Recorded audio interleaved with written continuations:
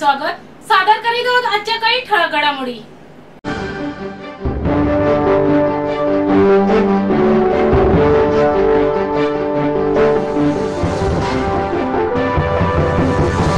मागील वर्षी नोव्हेंबरमध्ये उत्तर प्रदेशामधील अंजू नावाच्या तरुणीने पाकिस्तान गाठत पाकिस्तानी नागरिक नसरुल्लाह सोबत लग्न केले होते।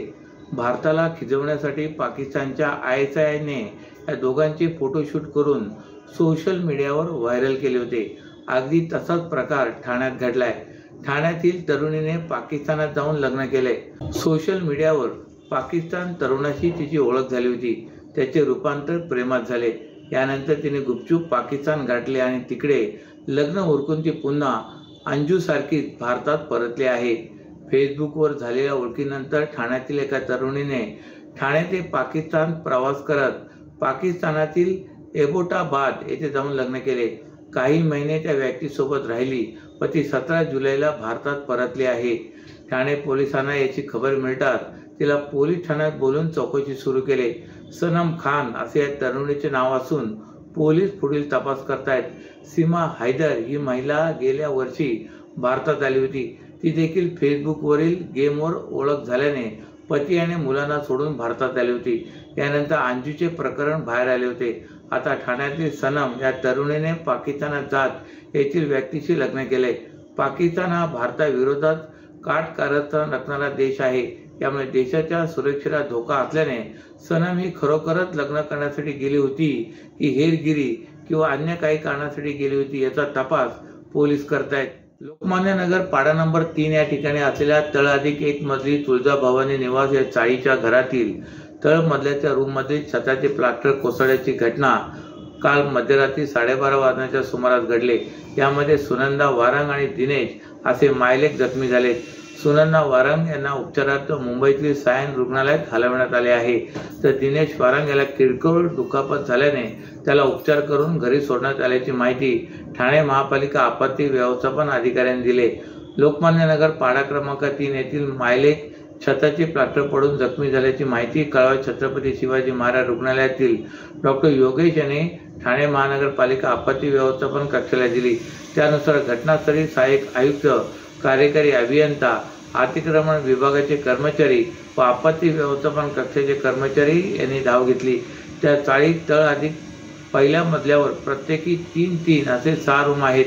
त्यातील रूम नंबर 1 मध्ये प्लास्टर पडले असून ती रूम नम्रता वेंगुर्लेकर यांच्या मालकीची आहे। तेथे जखमी वारंग कुटुंब भाड्याने राहत होते। तसेच त्या चाळीचे बांधकाम अंदाजे 20 ते 25 वर्ष जुने आहे। या घटनेत सुनंदा वारंग यांच्या छातीला, पोटाला तसेच उजव्या हाताच्या बोटांना गंभीर दुखापत झाले। त्यांना सुरुवातीला कळवा छत्रपती शिवाजी महाराज रुग्णालयात उपचारार्थ दाखल करण्यात आले होते। तेथून त्यांना पुढील उपचाराकरिता मुंबईतील सायल रुग्णालयात पाठवण्यात आले आहे। तर दिनेश यांच्या डाव्या हाताला किरकोळ दुखापत झाली असून कळवा छत्रपती शिवाजी महाराज रुग्णालयातून उपचार करून त्यांना घरी सोडण्यात आले आहे। केंद्र सरकारने अर्थसंकल्प सादर केला, महाराष्ट्राच्या हातात दिले गाजर अशा घोषणा देत राष्ट्रवादी काँग्रेस शरदचंद्र पवार पक्षाचे राष्ट्रीय सरचिटणीस आमदार डॉक्टर जितेंद्र आव्हाड यांच्या मार्गदर्शनानुसार ठाण्यात गाजर आंदोलन करण्यात आले। केंद्रीय अर्थमंत्री निर्मला सीतारामन यांनी नुकताच अर्थसंकल्प सादर केला। त्या अर्थसंकल्पात बिहार आणि आंध्र प्रदेशावर खैरात केली असली तरी महाराष्ट्राला फारसे काही दिलेले नाही। त्या निषेधार्थ राष्ट्रवादी काँग्रेस शरदचंद्र पवार पक्षाने आज शहर अध्यक्ष सुहास देसाई आणि कार्याध्यक्ष प्रकाश पाटील यांच्या नेतृत्वाखाली ठाण्यात जोरदार निदर्शने केली। राष्ट्रवादी काँग्रेस शरदचंद्र पवार पक्षाच्या कार्यकर्त्यांकडून केंद्र सरकारच्या निषेधार्थ घोषणा देण्यात आल्या। यावेळी सर्व कार्यकर्त्यांनी हातात गाजर घेतले होते। अर्थसंकल्पात एकच दोष, महाराष्ट्र रोष असा संदेश असलेले बॅनर आणि फलक झळकवत सरकारच्या विरोधात जोरदार घोषणाबाजी केली। या प्रसंगी सुहास देसाई म्हणाले की केंद्र सरकार हे महाराष्ट्राचा द्वेष करणारे सरकार आहे।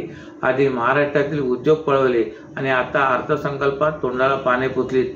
वास्तविक पाहता महायुतीच्या खासदारांनी महाराष्ट्रासाठी संघर्ष करायला हवा होता, मात्र हे खासदार गप्प बसले आहेत। जर आंध्र आणि बिहारवर खैरात केली जात असेल तर महाराष्ट्रावरील अन्यायाबाबत जाब विचारण्याची धमक भाजप, शिंदे गट आणि अजित पवार गटाने दाखवायला हवी होती, पण ते तसे करू शकत नाहीत। हे महाराष्ट्राचं दुर्दैव आहे अशी टीकाही त्यांनी केली।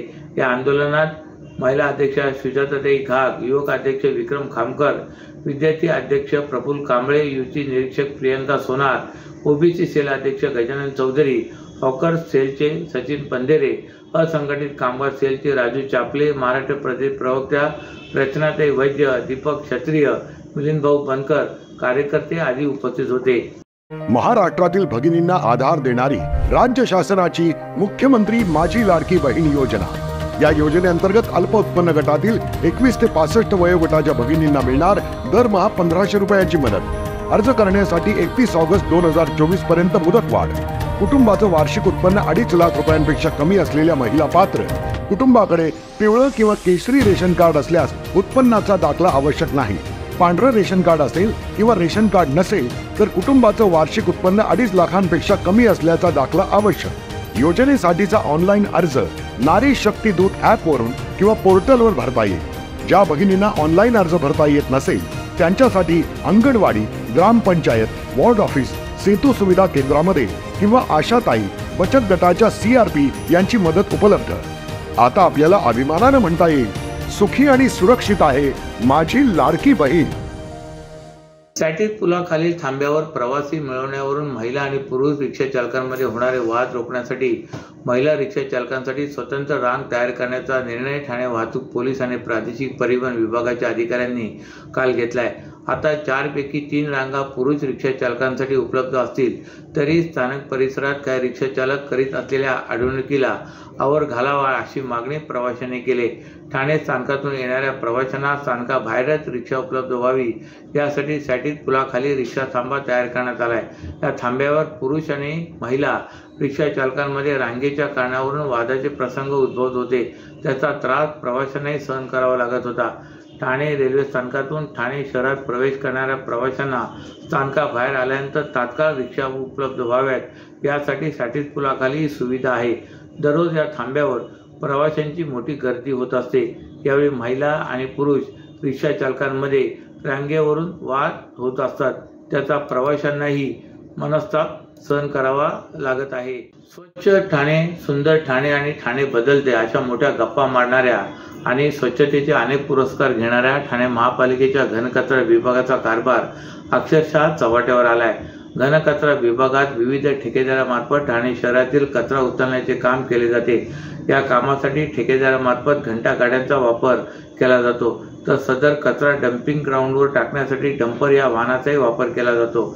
मात्र सदर या गाड्या नादुरुस्त झाल्या असून रस्त्यावर बंद पडण्याच्या घटनाही वाढत आहेत। काल सकाळी उघड्यावर कचऱ्याची वाहतूक करणारा डंपर रामचंद्र नगर येथे बंद पडला। त्यामुळे रामचंद्र नगर वरून नितीन मार्गे जाणाऱ्या मार्गावर प्रचंड वाहतूक कोंडी झाली होती। या डंपरमुळे तब्बल तासभर वाहतूक कोंडी झाली। अखेर बंद पडलेल्या कचऱ्याच्या डंपरला JCBने धक्का मारत नितीन कंपनी सिग्नल पर्यंत आणण्यात आला।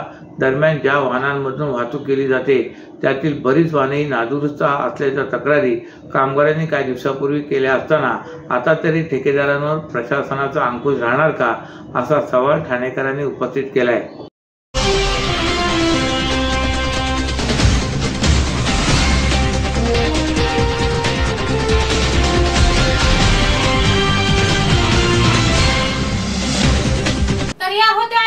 ठळक घडामोडी तर पुन्हा भेटू याच वेळी याच ठिकाणी।